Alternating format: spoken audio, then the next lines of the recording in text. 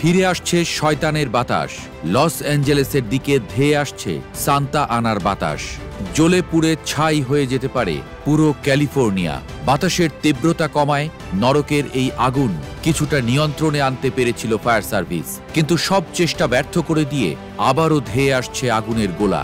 সোমবারই বলা হয়েছে মঙ্গলবার থেকে আবারও জ্বলতে পারে লস অ্যাঞ্জেলেস আর ভেঞ্চুরা কাউন্টির পাদদেশ আর পর্বতগুলো। দাবানল আবারও গ্রাস করতে পারে ভস্মীভূত হওয়া সান্তা মনিকা অঞ্চলের মালিবু সমুদ্র সৈকতের শহর। শয়তানের বাতাস বাড়িয়ে দিচ্ছে আগুনের ভয়াবহতার আশঙ্কা আছে বৃহস্পতিবার নাগাদ নতুন করে দাবানলের করাল গ্রাস আঘাত করতে পারে ক্যালিফোর্নিয়ার দক্ষিণাঞ্চল। শীতকালে ক্যালিফোর্নিয়া অনেক বেশি শুষ্ক থাকায় বিভিন্ন অঞ্চলে নতুন করে দাবানলের ঝুঁকি বাড়ছে।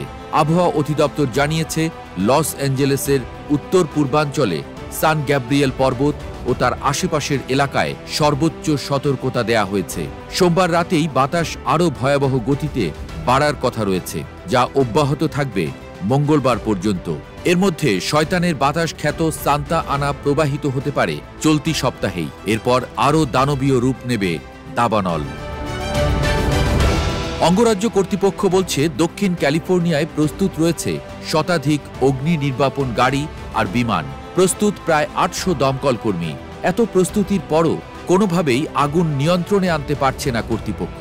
দক্ষিণ ক্যালিফোর্নিয়ার বেশিরভাগ স্থান তীব্র খরাপ্রবণ হওয়ায় পরিস্থিতি আরও ভয়াবহ হচ্ছে। তার মধ্যে চলতি সপ্তাহে নেই কোনো বৃষ্টির পূর্বাভাস। লাল সতর্কতা জারি রয়েছে লস অ্যাঞ্জেলেস আর ভেঞ্চুরা কাউন্টির অধিকাংশ স্থানে।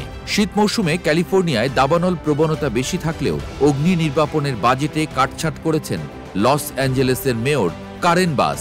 এজন্য হয়েছেন ব্যাপক সমালোচনার শিকার।